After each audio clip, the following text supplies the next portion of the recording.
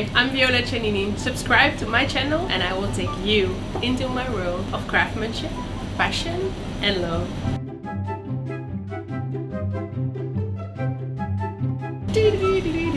Welcome to episode 2. It's so nice that you want to follow my story and I hope you are very excited for the next recipe. Today we will be making tartelettes.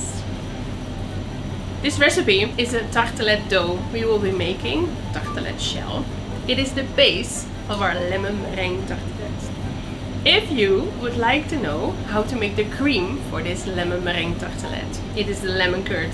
Please be sure to watch my very first episode. We will put a link down below and then you will also be able to make the lemon curd for this wonderful lemon meringue special.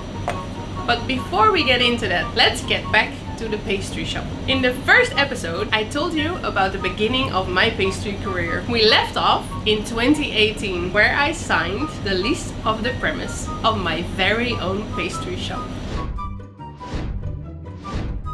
The owner of the space helped us with the major floor parts, and we are still very thankful to her. After the walls, floor and glass were done, it was time for me and my father to do the rest. It was really fantastic to spend this time with my father building my dream. In the meantime, Giovanni worked on the business plan for Viola's and we both dreamt about long lines in front of the door of Viola's. We worked in summer with 40 degrees Celsius, hot days. And Giovanni and I traveled throughout the Netherlands and Belgium to find our equipment and to find the furniture for Viola's. But of course not everything went right. 1 week before the opening, the light installation came crashing down. All my management skills and patience were put to the test. Of course, building a very own pastry shop is not easy, but you should not give in despite setbacks. To create a new business is not easy, but today I can say I can do it with my eyes closed.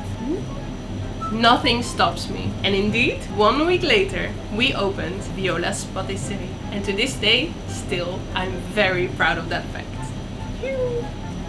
So, if you would like to come visit us, please don't be shy and come to Eindhoven, come visit us. Next time, I'm happy to tell you a little bit more about my story and what happened after we opened. But now it's time to make tartelettes.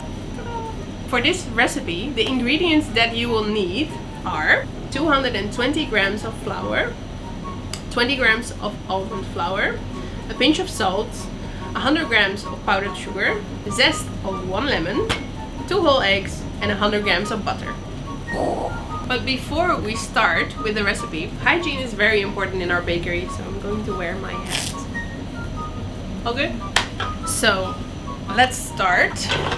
Let's start first with the eggs. To start the dough, we're going to put the flour inside the bowl of the mixer. We're going to add the almond flour, powdered sugar, salt, and the zest of the lemon. Lemon, of course, is for flavor. And then we can start with the bishop to combine all the ingredients. On a slow speed, please, because otherwise it would go everywhere. And just until it's combined. So this is enough. And we're going to add the cubes of the butter. On a slow speed, you just add the cubes. We want to form a dough. And we're not in a rush. Slowly. In the meantime, when it's mixing, please stop it just once. And scrape the sides so that the butter that was on the side you can remove. And then let it turn until you see a crumbly dough start. Okay, let's see if it is at the state that I want it. Let me check. As you can see, it's very nice and crumbly. This is what we want. So the last ingredient we have are the 2 eggs. We're going to slowly pour them in while it's mixing. As soon as you add the eggs, please be careful not to overmix. We want flaky tartelettes and not concrete one. When it is a dough, you can take it out and you will immediately notice it's a little bit sticky. As you can see, it's a bit sticky. So take it out, Form a ball, put it in plastic wrap, and please let it rest for at least 30 minutes in the fridge. But of course, by the power of YouTube, you don't have to wait 30 minutes. Ha! Ta-da! If you want to create this tartelette shape, the things you will need are the dough that you just made, the shape. This is a handy tool to create holes in the pastry. If you don't have it, please don't go run and buy it. Use a fork. And a rolling pin. Okay, take your dough and some flour, dust a little bit on your workbench, and a little bit of flour on your dough. It's firm, but not too firm, so I can still roll it out easily. Roll once or twice, like this. Stop and turn, so that it will never stick to your bench. If you need, you can add a little bit of flour as you go.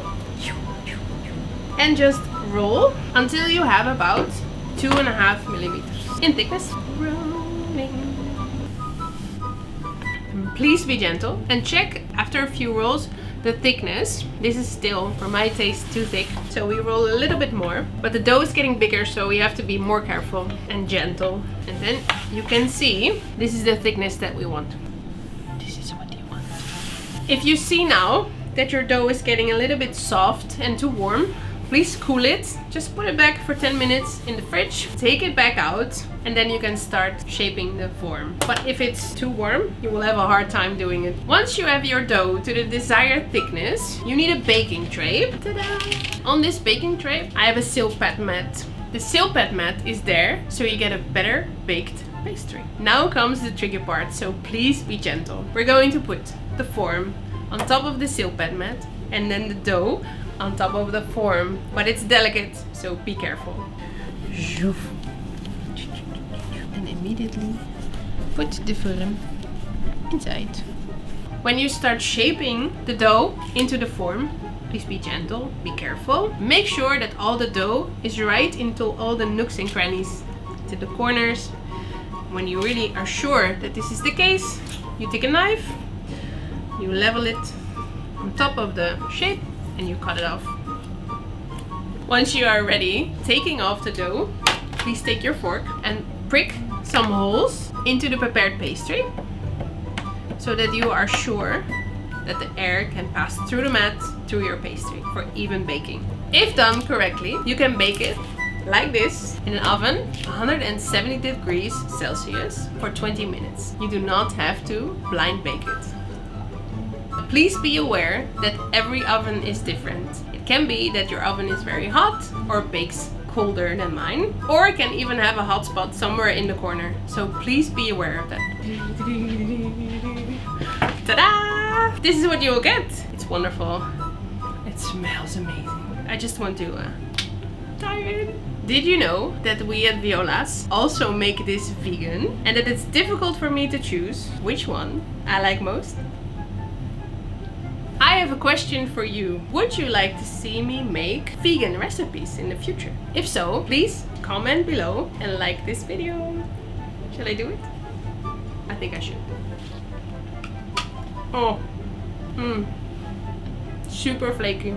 Really fantastic.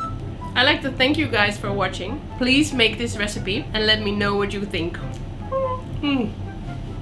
If you would like to hear more about my story, follow me in my dreams to come and watch me make and taste delicious pastry, then please subscribe to my channel and follow me on social media.